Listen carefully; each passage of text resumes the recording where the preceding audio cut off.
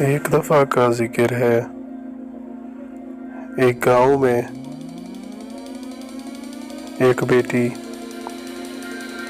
ایک لڑکی اپنے والد کے ساتھ، اپنے باپ کے ساتھ رہا کرتی تھی۔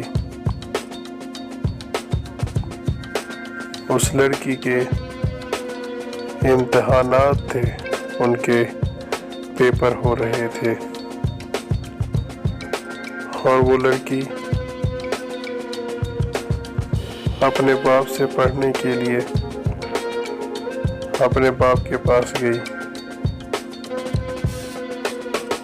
اور وحد جمع سیکھنے کے لیے اپنے والد کو، اپنے باپ کو کہا کہ اسے وحد جمع سکھا دیں۔ تبھی اس باپ نے لڑکی کو وحد جمع سکھانے کے لیے جب کتاب اٹھائی اور اسے وحد جمع سکھائے، تو جیسے ہی وحد جمع میں لفظ ماں آیا تو باپ نے ماں کی جمع مائیں کی، تو بیٹی پوچھنے لگی کہ بابا، ماں کی جمع تو مائیں ہے، تو پھر آپ مجھے یہ بتائیں کہ باپ کی جمع کیا ہوتی ہے؟ تب باپ سوچنے لگ گیا کہ باپ کی جمع کیا ہوتی ہے، لیکن اسے جواب نہ ملا۔ پھر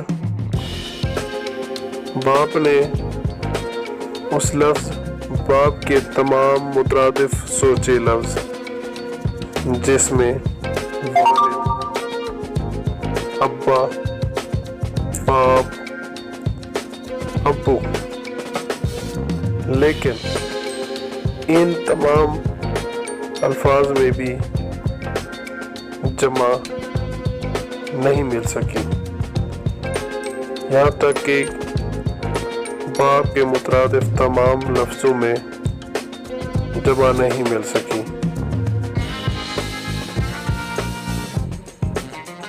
تب باپ نے حیرت سے سوچا کہ ہم نے کبھی غور ہی نہیں کیا کہ انسان کی زندگی میں ماں کے رتبے پر بہت سے رشتے جڑے ہوتے ہیں، لیکن باپ ہمیشہ ایک ہی رہتا ہے، اس لیے زندگی میں اس کی کمی کا خلا کبھی پر نہیں ہوتا۔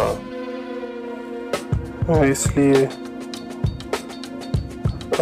والدین کا خیال رکھا کرے، اس سے ہمیں یہی سبق ملتا ہے۔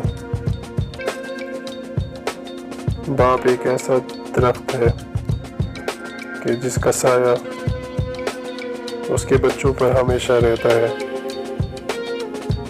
جو ان کو دھوپ سے اور آندھیوں سے اور دیگر تمام آفات سے محفوظ رکھتا ہے۔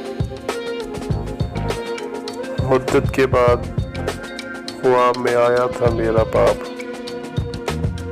اور اس نے مجھ سے اتنا کہا، خوش رہا کرو۔